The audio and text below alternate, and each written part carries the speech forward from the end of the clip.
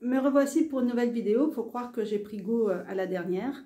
Alors, je n'ai pas encore investi dans un matériel qui me permettrait de tenir mon téléphone comme il faut à distance, sans tendre le bras et donc sans trop fatiguer non plus, puisque je n'étais pas encore sûre de refaire ce genre de vidéo. Mais si c'est le cas, si je suis amenée à en refaire, je ferai en sorte que vous puissiez les regarder de manière plus confortable avec une image qui tremblote moins. Mais là, j'ai le bras tendu à fond, donc c'est pas forcément facile.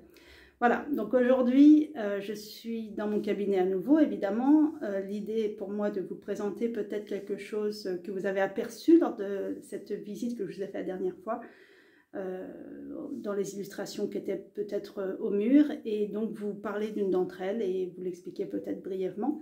Mais en attendant, je voulais vous préciser qu'aujourd'hui, j'étais dans un cadre plus cocoon que la dernière fois, puisque j'ai fermé les persiennes, ou presque fermé les persiennes, de manière à être dans le contexte cocooning que je mets en place pendant les soins.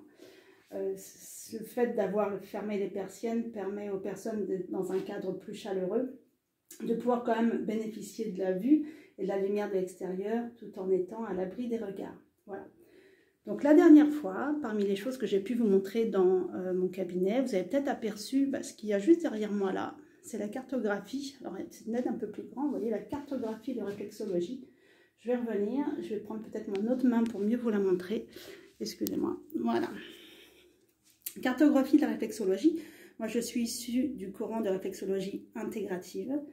Il y a plusieurs courants de réflexologie et à chaque courant peut correspondre d'ailleurs différentes zones réflexes. C'est ça qui est assez incroyable. C'est que malgré différentes zones réflexes correspondant aux mêmes parties du corps, on va pouvoir avoir les mêmes résultats. Ce qui montre aussi le côté quantique de la réflexologie avec le pouvoir de l'intention et de la pensée. Chaque couleur que vous voyez, chaque zone de couleur que vous voyez correspond à une zone du corps, à une zone différente, glandes, organes, muscles, os, etc. Donc là, on est sur les parties plantaires des pieds et ça, c'est le dessus du pied. Et là, on est sur les côtés, donc côté extérieur avec le petit doigt de pied, côté intérieur avec côté pouce, hallux, comme on l'appelle. Et donc chaque couleur correspond bien à une zone réflexe, une partie du corps. Vous voyez qu'il y en a beaucoup.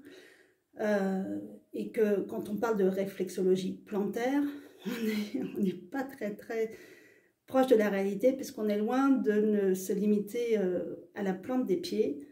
Il y a la plante, il y a le dessus, il y a les côtés et partout il y a des choses à travailler. Alors sur cette cartographie-là qui correspond donc à la réflexologie intégrative, vous remarquez qu'il y a différentes couleurs. Ce courant-là prend en compte les éléments de médecine chinoise qui animent les différentes parties du corps. Et donc, chaque zone réflexe va être stimulée en fonction de l'élément de médecine chinoise qui l'anime et une couleur correspond à un élément. Voilà. Vous savez tout, ou presque. Je vous souhaite une très belle journée. Prenez soin de vous. À bientôt. Ciao.